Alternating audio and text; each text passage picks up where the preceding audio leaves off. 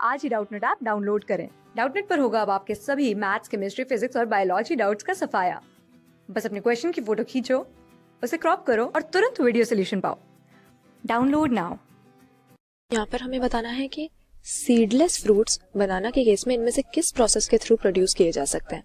अब ये तो हमें मालूम ही है कि फ्लावरिंग प्लांट्स के केस में फ्रूट की डेवलपमेंट सेक्सुअल रिप्रोडक्शन से रिलेटेड एक इवेंट है, और हमें मालूम है कि जब भी कोई लिविंग ऑर्गेनिज्म ऑफस्प्रिंग प्रोड्यूस करता है या अपने जैसे यंग वंस को प्रोड्यूस करेगा तो इसको हम रिप्रोडक्शन का नाम देते हैं। और दो मोड से, सेक्सुअल और एसेक्सुअल मोड से, हमें ये देखने को मिलती है अपने लिविंग वर्ल्ड में। सेक्सुअल रिप्रोडक्शन में हम देखते हैं कि इसका कैरेक्टरिस्टिक फीचर होता है फर्टिलाइजेशन।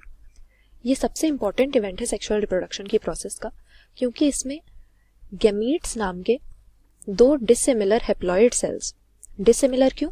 क्योंकि इन गैमीट्स में से एक मेल गैमीट होता है, दूसरा फीमेल होता है। ये आपस में फ्यूज करते हैं और इनके फ्यूजन से रिप्रोडक्शन की प्रोसेस कंप्लीट होती है।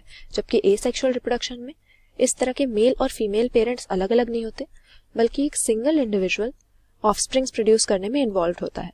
तो यहाँ पर सीडलेस फ्रूट की हम बात कर रहे थे, बनाना की। तो बनाना क्योंकि एंजियोस्पर्म्स में आ जाता है, फ्लावरिंग प्लांट है, तो इसीलिए उसमें सेक्सुअल रिप्रोडक्शन तो होगी। लेकिन कभी कभी हम पार्थेनोजेनेसिस नाम का एक फिनोमेना देखते हैं।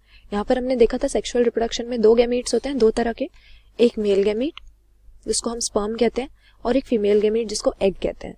तो यहाँ पर पार्थेनोजेनेसिस में क्या होता है कि मेल और फीमेल गैमीट के फ्यूज होने के बजाय बिना ही फर्टिलाइजेशन के, बिना मेल गैमीट के साथ यूनाइट किए, जो एग होता है वो एम्ब्रियो की फॉर्मेशन कर देता है। तो यहाँ पर पार्थेनोजेनेसिस ऐसी प्रोसेस है जो अपीयर तो सेक्सुअल रिप्रोडक्शन जैसी हो रही है, क्योंकि वहां पर एक गैमीट से एम्ब्रियो बन रहा है। लेकिन जब फर्टिलाइजेशन हुई ही नहीं तो हम इसको सेक्सुअल रिप्रोडक्शन भी नहीं कह सकते, क्योंकि फर्टिलाइजेशन ही सेक्सुअल रिप्रोडक्शन का कैरेक्टरिस्टिक फीचर है।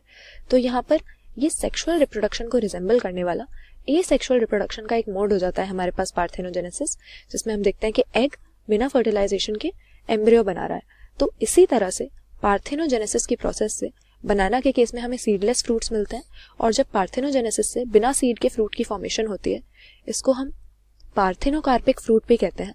और ये सीडलेस इसीलिए होता है क्योंकि सीड फ्लावरिंग प्लांट्स में फर्टिलाइजेशन का ही एक प्रोडक्ट है, सेक्सुअल रिप्रोडक्शन का प्रोडक्ट है।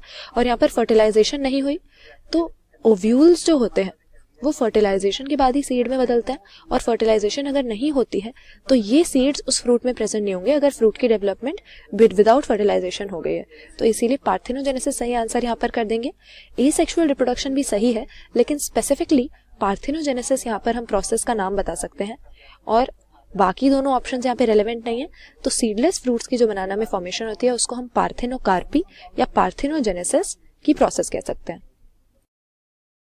क्लास 6 से 12 से लेके नीट, IIT, JEE मेंस और एडवांस के लेवल तक 10 मिलियन से ज्यादा स्टूडेंट्स का भरोसा। आज ही डाउनलोड करें डाउटनेट ऐप या व्हाट्सएप कीजिए अपने डाउट्स 8400 400 400 पर।